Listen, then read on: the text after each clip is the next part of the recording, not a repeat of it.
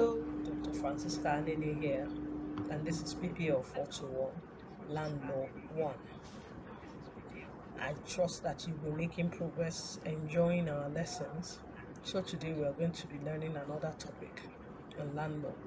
Of course, you remember that land law 1 majors on customary rules of land law, customary land tenure. So let's see what we have today. So, as usual, take notes, take part in the activity, and I promise you, you will get better at it.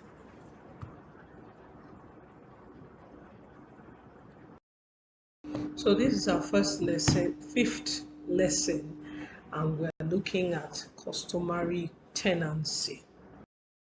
Some of the things you learn, you'll be able to explain the nature of customary tenancy. You should be able to define it and explain the nature as well. You should be able to classify the forms of customary tenancy, and you should be able to differentiate between customary tenancy, simpliciter, and polar tenancy in particular. So let's first look at what customary tenancy is. It's a relationship that's created when a landowner, and in this case, the landowner is called the overlord, and then the tenant is called the tenant, right? So the landowner grants his land to a third party, the tenant, in consideration for tributes payable periodically. It's important for you to note that customary tenancy is a unique creation of customary law and is therefore different from landlord and tenant relationship as you know it under English law. Some of the cases that you will find interesting on this form of relationship is Oshodi and Oloje and Tijani and Secretary of Southern Nigeria. Now to the features of customary tenancy. First of all, the tenant is granted possessory title. With it is proprietary title. He can do on the land, what he wants, except there are express limitations, right? So he can perform acts of ownership. However, if the tenancy is granted for a specific purpose, he must stick to that purpose and he cannot alienate the land without. Now, for permanent alienation, that's out of it because he's not the owner.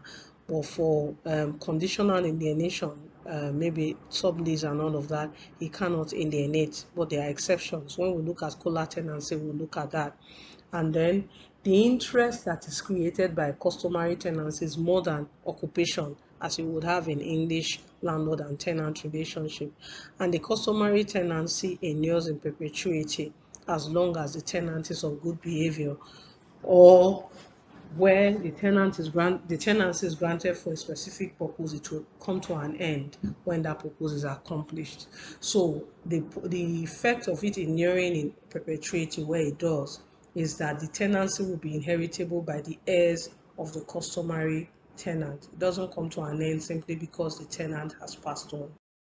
Now let's classify a customary tenancy. There are two ways in which you can classify.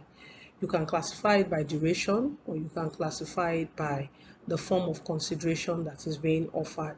By duration, you'll be looking at whether it was granted for a particular purpose or a particular period, or on the other hand, whether it was granted for an indeterminate period of time. That's the one that endures in perpetuity. If you're classifying by consideration, then you'll be looking at whether consideration furnished for the tenancy is in form of tribute or whether it is in form of rent.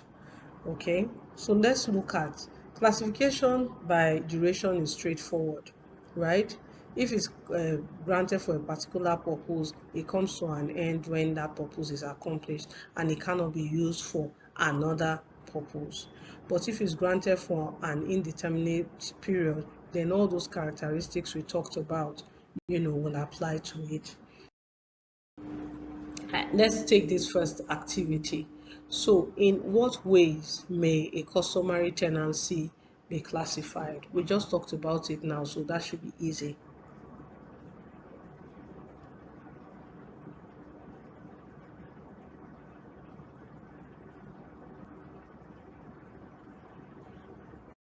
Okay, so moving on, we are now going to talk about particular incidences where customary tenancy is classified on the basis of consideration given. Remember, we said consideration can be tributes or rent.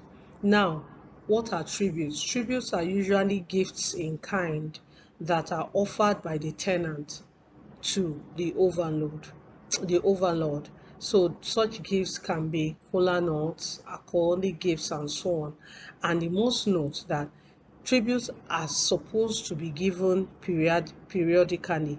However, failure of a tenant to bring tributes regularly or periodically to the overlord may not necessarily be deemed to, result in forfeiture if it's not indicative of bad behavior. Okay, so there's no strict it's not strict that the tenant must always bring tributes. And then of course the tribute is not, it has no relevance to the value or size of the land. Instead, what it actually is a representation of the tenant acknowledging that the overlord has title.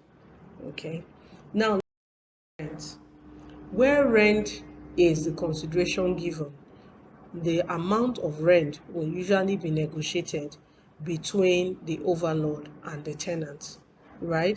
And most times the amount paid as rent will be similar to the value of the land and the size of land. So differentiate that from tribute where it's in kind, and there is usually not, that bears no has no bearing on the value of the land.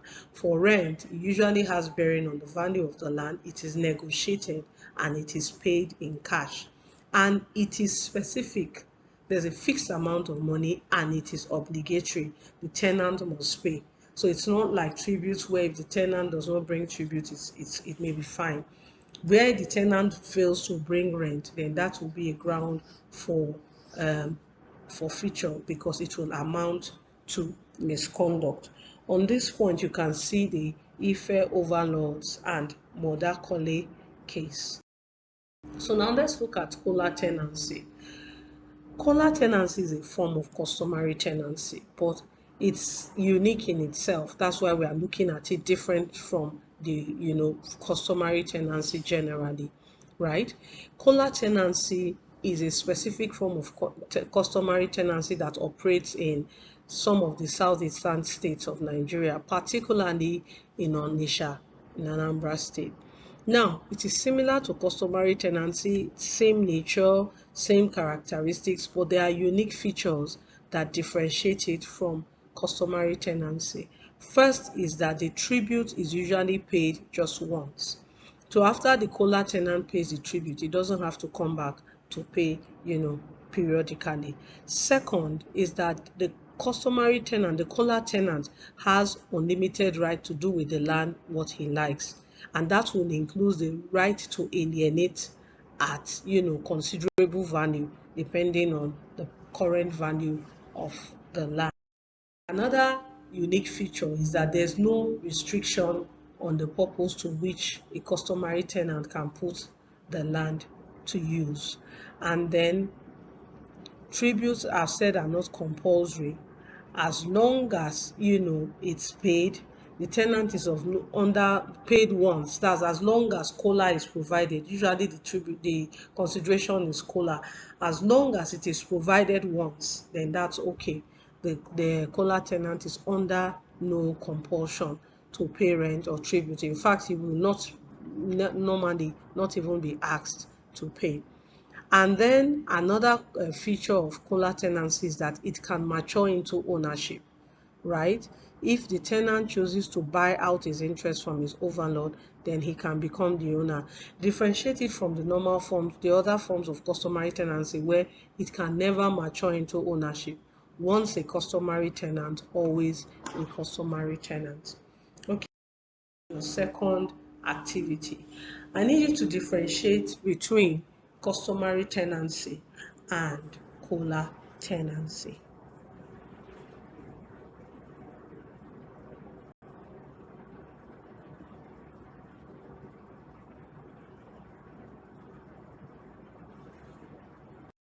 So we have come to the end of this lesson. Some of the things we have learned are the meaning and nature of customary tenancy, the ways in which it can be classified, and the distinction between customary tenancy and cola tenancy.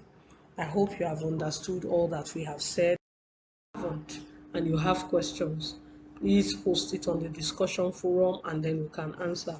You can also download the video so you can watch it again and again to help you understand more. With this video, the live class recording and the course material, I'm sure you would have enough information to help you, to understand this topic. So until our next class, thank you for taking part in this class, downloading this video and watching it, and I'll see you at our next class.